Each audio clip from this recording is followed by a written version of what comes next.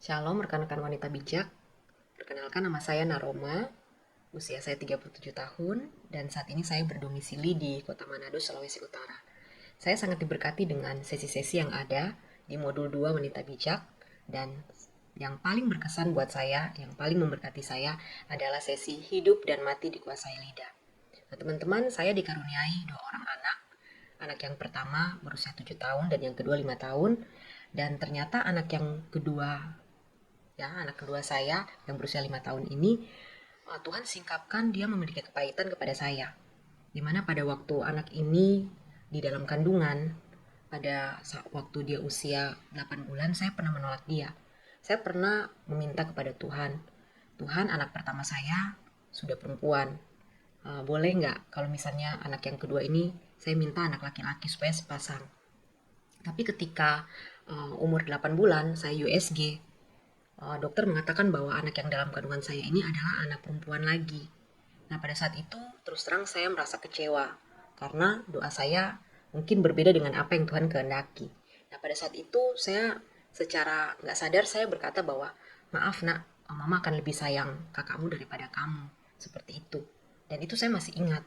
Nah, pada saat itu saya tidak menyadari bahwa perkataan saya itu, meskipun anak ini masih dalam kandungan, itu sudah didengar dan diresapi oleh bayi yang ada dalam kandungan saya.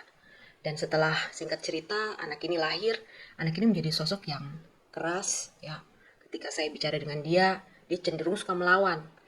Saya berdoa kepada Tuhan, singkapkan Tuhan, kenapa anak ini berbeda dengan kakaknya.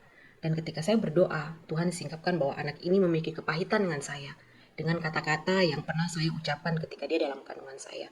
Saya menangis, saya sedih, saya menyesal dengan apa yang terjadi. Nah, singkat cerita, ketika mendengar sisi ini, Tuhan mengingatkan saya kembali bahwa saya harus membuat satu rekonsiliasi dengan anak saya, supaya terjadi pemulihan hubungan saya dengan anak saya. Nah, singkat cerita, saya waktu itu, memang itu saya percaya adalah waktu Tuhan. Saya menghadapi satu konflik pagi-pagi hari dengan anak saya ketika saya tegur dia dan dia melawan. Dia nangis di sudut rumah yang membuat saya betul-betul hancur hati gitu, dan saya percaya Tuhan yang gerakan saya untuk rekonsiliasi pada saat itu. Nah, saya waktu itu sebelum saya dengar sesi ini, saya ragu-ragu karena saya pernah bertanya pada seorang pengajar juga, apakah boleh kita rekonsiliasi dengan anak yang masih kecil, karena anak saya baru berusia 5 tahun. Dan saya diberikan jawaban bahwa untuk rekonsiliasi bagusnya 10 tahun ke atas. Tapi saya percaya pada saat itu ketika saya mendengarkan sesi ini, sesi hidup dan mati dikuasai lidah, Tuhan membuka jalan untuk saya rekonsiliasi dengan anak saya meskipun dia masih kecil, masih berusia 5 tahun.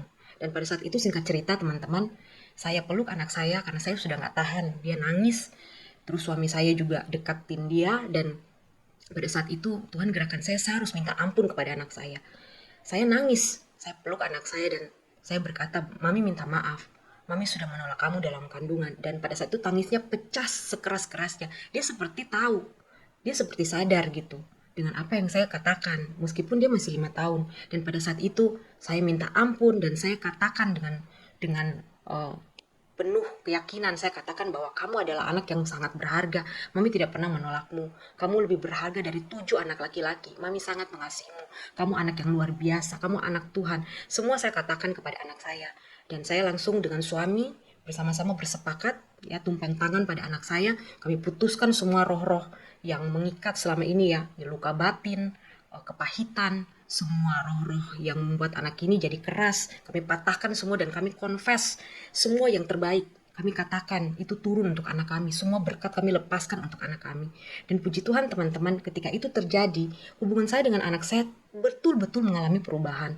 Anak saya yang tadinya begitu keras ketika ditegur, anak saya yang cuek dengan saya, gak bisa dekat dengan saya, akhirnya berubah. Dia menjadi anak yang manis, dia menjadi anak yang dengar-dengaran, dia menjadi anak yang begitu lembut kepada saya. Dan saya percaya Tuhan sudah mengubahkan anak ini ketika terjadi rekonsiliasi. Saya percaya Tuhan ada di sana. Dan Tuhan yang membuat semua menjadi indah pada waktunya. Saya sangat bersyukur ketika saya mendengar sesi hidup dan mati dikuasai lidah. Dari sesi ini, saya belajar betul-betul bahwa perkataan seorang ibu itu sangat-sangat ada kuasa. Seorang ibu harusnya memperkatakan hal-hal yang baik, hal-hal yang membangun, hal-hal yang membuat anak-anaknya itu bertumbuh, bukan sebaliknya. Dari sini saya bertobat, teman-teman. Saya mau menjadi ibu yang memperkatakan hal-hal yang membangun anak-anak saya, yang membuat iman mereka semakin kuat di dalam Tuhan. Bahkan mereka mengenal Tuhan lewat kata-kata, perkataan yang saya keluarkan dari mulut saya. Saya sungguh bersyukur. Terima kasih Tuhan sudah memulihkan hubungan saya lewat sesi hidup dan mati dikuasai lidah.